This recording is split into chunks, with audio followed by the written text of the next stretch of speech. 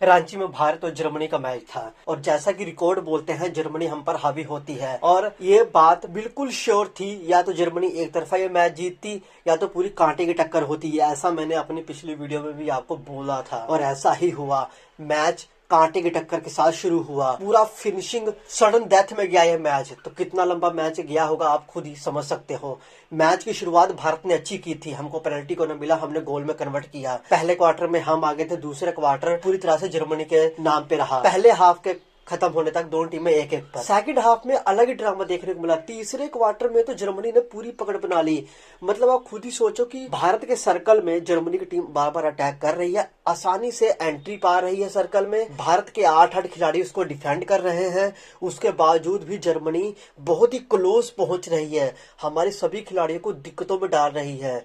ऐसा क्यों? क्योंकि उनकी जो कोऑर्डिनेशन है वो बहुत अच्छे हैं। हमारी टीम के बीच में तो इतनी टेंशन बढ़ गई थी, एक बार तो सविता पुनिया अपने किसी खिलाड़ी पर क्रोधित होती हुई भी दिखी थी, उसको डांटते हुए दिखी थी कि हाँ या तो तुम कर लो या तो मैं कर लूं, कुछ ऐसा हुआ था। बहुत ही आसानी से वो सर्कल में एंट्री पा रहे थे जर्मनी के खिलाड़ी। और ये मैं पॉइंट देकर क्यों बोल रहा हूँ, क्योंकि जब हमारी टीम जर्मनी के सर्कल में एंट्री कर रही थी तो हमारे खिलाड़ियों को आसपास देखना पड़ रहा था कि अरे यार मैं किसको पास दूं ताकि एंगल हम बनाए और फिर हम गोल करें।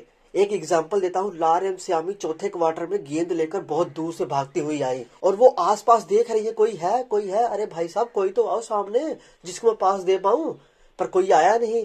फिर जब वो लाइन के पास गई तो जर्मनी खिलाड़ी ने शॉट खेलकर गेंद बाहर कर दी, बस मामला वहीं खत्म हो गया, अटैक वहीं फिनिश हो गया, आगे तक पहुंच नहीं पाया अटैक फिनिशिंग तक। तो क्या हम गोल करेंगे? एक दो बार तो ऐसे मौके बने हम फिनिशिंग तक पहुंचे, पर वहां जर्मनी के सर्कल में हमारा कोई खिलाड़ी नहीं था, एक आधा खिलाड़ी था, वो भी सर्कल के बिल्कुल किनारे पे बाहर। तो कैसे फिर हम गोल कर पाएंगे? वो पूरी जर्मनी की टीम हमारे सर्कल में घूम रही है पर हमारा कोई खिलाड़ी उनके सर्कल में नहीं आ पा रहा था। ऐसा बहुत बार हुआ है, इसीलिए जर्मनी ने लीड ले ली थी। उन्होंने इतना ज्यादा प्रेशर बना दिया था कि 1-1 का स्कोर होने के बाद उन्होंने 2-1 का स्कोर कर दिया था। शुरुआत हमने की थी पर अंत वो लोग कर रहे थे। तीसरे क्वार्टर में कोई गोल नहीं हुआ, चौथे क्वार्टर में उन्होंने स्कोर किया और 2-1 की लीड बना ली।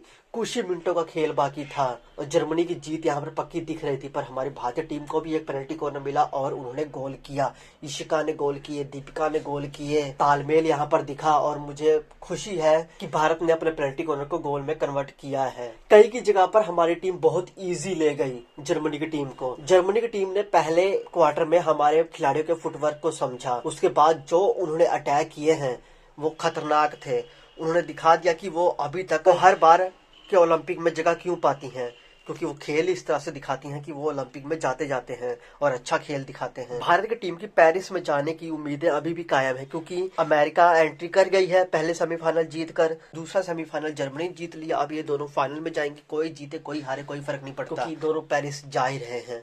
अब जापान और भारत के बीच में मुकाबला होगा। 60 मिनट खत्म हो गए, 2-2 का स्कोर। उसके बाद एक अलग ही ड्रामा देखने को मिला पेनल्टी शूट आउट में। यार यहाँ पर भी हमने बढ़त बना ली थी, यहाँ पर भी हम आगे जा रहे थे और फिर भी पता नहीं क्यों क्या हुआ, हम बहुत ही कैजुअली ले गए उस चीज को कि जर्मनी हम पर हावी हो गई। शूट आउट में हम आगे हो चुके थे, हमारे पास लीड थी, पर फिर हमने अपने सभी चांस मिस कर दिए और जर्मनी ने उस मौके का फायदा उठाया, उन्होंने गोल किया। पहले पेनल्टी शूट तक 3-3 का हो गया, फिर सडन डेथ में जब गए तो वहां पर भी हमारे खिलाड़ी बेरंग नजर आए और सडन डेथ में उन्होंने गोल किया जर्मनी ने। फिर जाके 4-3 का स्कोर हुआ, जर्मनी ने 4 किए, हमने 3 किया। जर्मनी का एक खिलाड़ी आगे बढ़ता था तो दूसरा खिलाड़ी उसके पास रहता था कि अगर पास मिलेगा, पासिंग होगी तो इधर से ही पासिंग करके हम एंगल बनाकर गोल करेंगे। और ऐसा उन्होंने कई बार प्रयास किया, ऑलमोस्ट वो सफल भी रहे हैं। और हमारे खिलाड़ी अपने सह खिलाड़ियों को ढूंढना पड़ता था कि भाई साहब कहाँ हो आप, आओ सामने, थोड़े आपके दर्शन कर ले, थोड़ा आपको पास दे दे, थोड़ा आप भी खेल लो। ऐसा हो रहा था कई बार। मैं समझ सकता हूँ कि हमारे दूसरे खिलाड़ी अपने ही सर्कल में बिजी थे, क्योंकि जर्मनी ने वहां पर बिजी कर रखा था, पर जब मौका मिल रहा था तो हमारे खिलाड़ियों को यहाँ तक आने में भी टाइम लग रहा था, क्योंकि सभी खिलाड़ी तो उधर ही बिजी थे। तो जिस खिलाड़ी को मौका मिलता था वो लेके गेंद आगे आता था और यही खामी रह गई कि मौके हमारे हाथ लगे पर हम उसको कन्वर्ट नहीं कर पाए। बिना रिपोर्ट देखे अगर मैं बोलूं तो सर्कल पेनिट्रेशन तो मुझे जर्मनी का ही ज्यादा लगा है। जर्मनी ने बहुत समय बिताया है हमारे सर्कल में, खासकर सेकंड हाफ में बहुत ज्यादा अटैक किए उन्होंने। मैच हम हारे कहा तो हम उनके गेम प्लान से हार गए, उनकी स्पीड से हार गए। हम जिस तरह से वो अपने गेम प्लान को एग्जीक्यूट कर रहे थे उसके सामने हम हार गए। अदरवाइज हमारे खिलाड़ियों ने भी अच्छा खेल दिखाया था, पूरी टीम यहाँ पर खेल रही थी। पर मैं इतना कहूंगा कि कई जगह पर टीम वर्क नहीं। संगीता कुमारी ने बहुत अच्छा खेल दिखाया, उन्होंने कई सारे मौके बनाए।